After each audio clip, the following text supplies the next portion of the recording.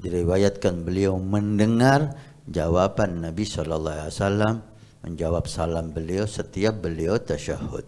Setiap beliau mengatakan assalamualaikum ayuhan nabi wa rahmatullahi wabarakatuh, dijawab oleh Rasul sallallahu alaihi wasallam dan beliau mendengar, dan dikatakan orang-orang yang ada di sebelahnya juga mendengar jawaban Nabi dengan waalaikumsalam ya Syekh.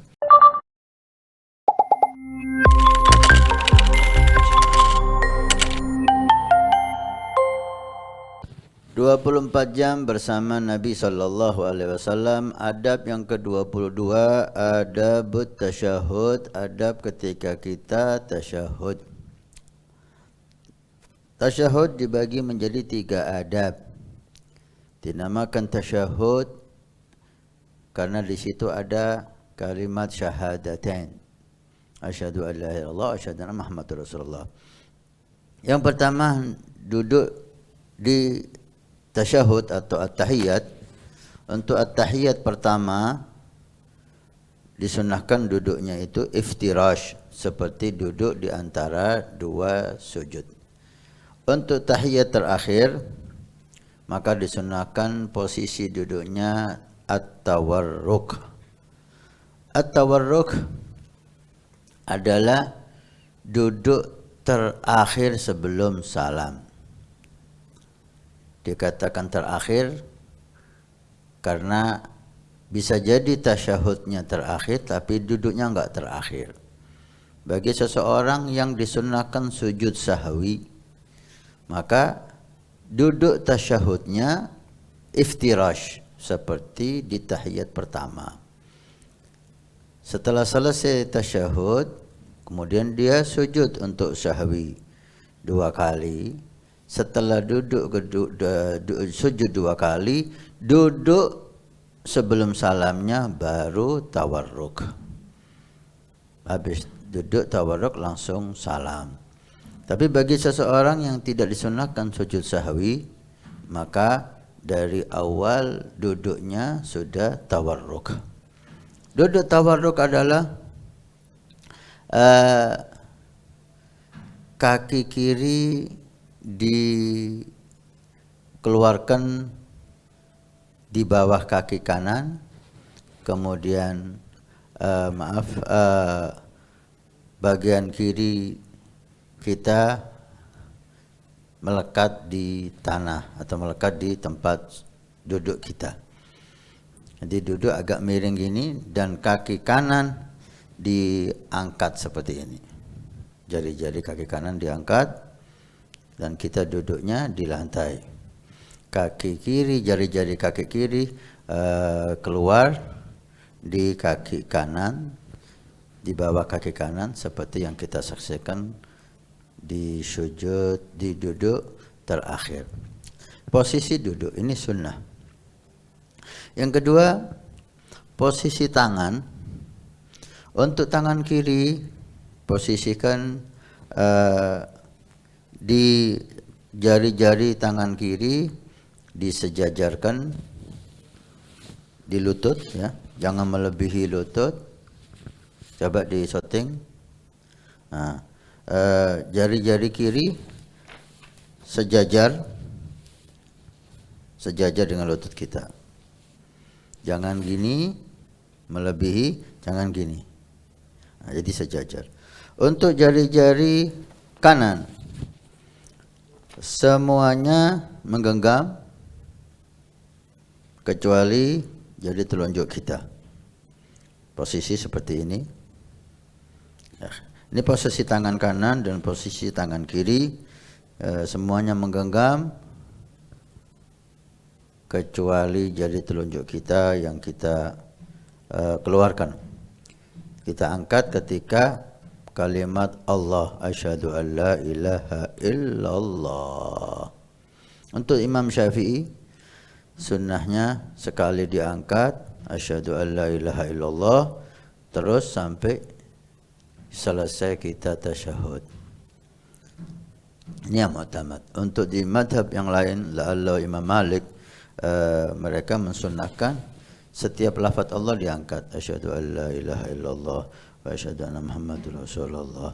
Allah. Jadi setiap kalimat Allah diangkat. Taib, ini posisi tangan.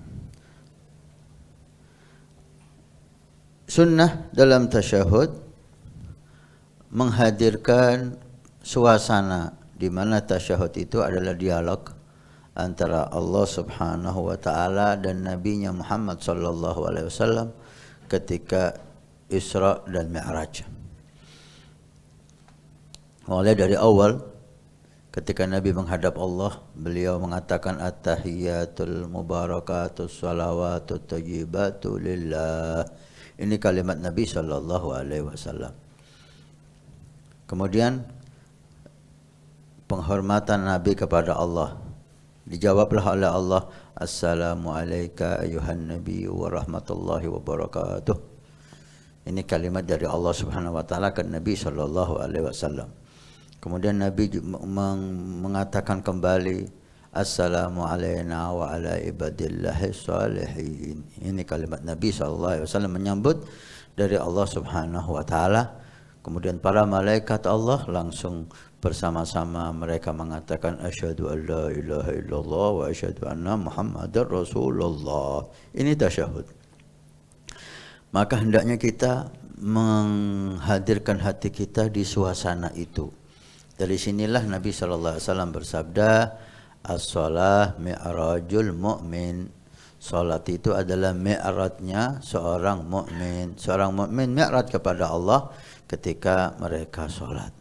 Di antaranya kalimat ini adalah kalimat ketika Nabi Isra wal Mi'raj berjumpa Allah Subhanahu wa taala.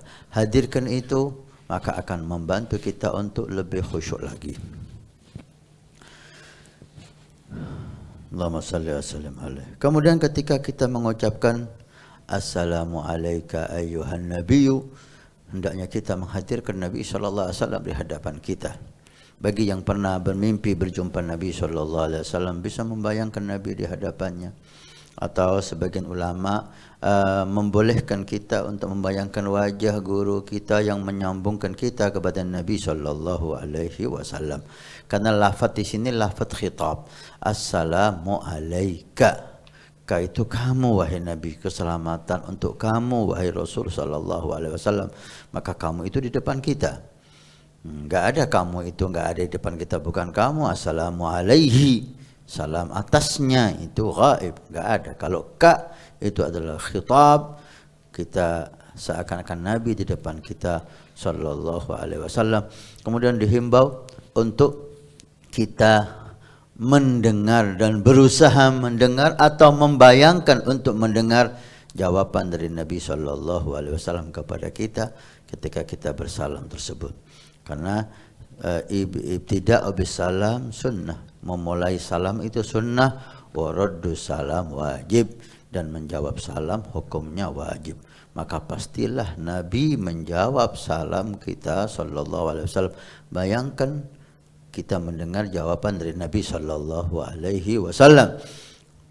Sebagian riwayat dikatakan para ulama, di antaranya Al-Habib Ali Khalid Qasam, dikatakan beliau radhiyallahu taala anhu ardah, ketakwaannya, keistiqomahannya, kecintaannya kepada Nabi sallallahu alaihi wasallam, diriwayatkan beliau mendengar jawaban Nabi sallallahu alaihi wasallam, menjawab salam beliau setiap beliau tasyahud. Setiap beliau mengatakan assalamu alayka ayuhan nabiyyu wa rahmatullahi wa barakatuh, dijawab oleh Rasul sallallahu alaihi wasallam dan beliau mendengar. Dan dikatakan orang-orang yang ada di sebelahnya juga mendengar jawaban Nabi dengan waalaikumsalam ya Syekh, waalaikumsalam ya Syekh, dipanggil ya Syekh Al-Habib Ali Khalid Qasam oleh Nabi sallallahu alaihi wasallam. Ini menunjukkan keagungan maqam beliau radhiyallahu taala anhu wa arda. Bayangkan hal itu sehingga salat kita betul-betul menjadi salat yang lebih dekat dengan Allah dan lebih dekat dengan Nabi sallallahu alaihi wasallam. Dan bayangkan bagaimana agungnya maqam Nabi sallallahu alaihi wasallam, sehingga di dalam salat pun kita harus berbicara dengan Nabi sallallahu alaihi wasallam. Allahumma shalli wa sallim alaihi. Inilah adalah tasyahud. Kemudian kita lanjutkan dengan assalam. salawat salam kepada Nabi sallallahu alaihi wasallam, kemudian dilanjut dengan doa. Mudah-mudahan adab ini membuat salat kita lebih baik insyaallah. Assalamualaikum warahmatullahi wabarakatuh. Alhamdulillah, saya Hasan Ismail Al-Muhdar, khadim Pondok Pesantren Nurul Iman. Kami informasikan kepada semua donatur Masjid Awwabin pada hari Jumat ini tanggal 9 Juni. Alhamdulillah, kita melaporkan perkembangan Masjid Awwabin. Lantai pertama sudah kita lewati dan sudah selesai, tinggal finishing. Dan ini lantai yang kedua juga sudah selesai pengedekan, dan insyaallah sebentar lagi proses finishing. Dan ini kita naik lantai 3 atau lantai 2 masjid. Alhamdulillah sudah proses pengedekan. Setelah itu kita mulai finishing, mulai dari lantai dasar aula masjid yang pertama dan lantai masjid yang kedua. Terima kasih banyak semua donatur, semua simpatisan, baik yang mengikuti bulanan setiap bulan 100.000 ataupun yang memberikan hartanya. Mudah-mudahan Allah Subhanahu wa taala menjadikan sebagai sedekah jariah. Kalau kemarin Anda yang ikut, ini waktunya Anda menjadikan sedekah jariah ini untuk orang tua Anda, untuk anak Anda, untuk orang-orang yang Anda cintai, untuk istri Anda, sehingga semuanya kaya dengan pahala dan taat di hari kiamat. Karena masjid ini akan ditempati semua kegiatan ibadah, belajar mengajar di masjid, dakwah ilallah di masjid, salat jamaah di masjid, aurat di masjid, pengajian di masjid. Masya Allah, begitu besar fungsi masjid dan aula Al-Awwabin yang diberi nama oleh guru mulia kita dengan Awwabin. Mudah-mudahan cepat selesai dan bermanfaat sampai hari kiamat. Terima kasih. Barakah. Wassalamualaikum warahmatullahi wabarakatuh.